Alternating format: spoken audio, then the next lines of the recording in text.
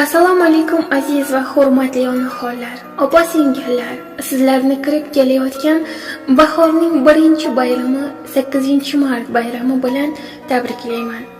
Sizlarga uzoq umr, sog'lik, salomatlik, bahor gullaridek yashnab yurishingizni tilayman. Farzandlaringiz baxtiga, erkaklar baxtiga doimo bor bo'ling aziz ayollar. Sizga quvonch ulashay bugun. Quchog'ingiz gullarga to'lsin. Gulga oshno guldek ayollar, bayramingiz muborak bo'lsin. Bugun baxtdan yayrasin dillar. Ko'zingiz ham quvonchga to'lsin. Erkak ko'rki go'zal ayollar, bayramingiz muborak bo'lsin. Bahor go'zal, bayramlar fasli.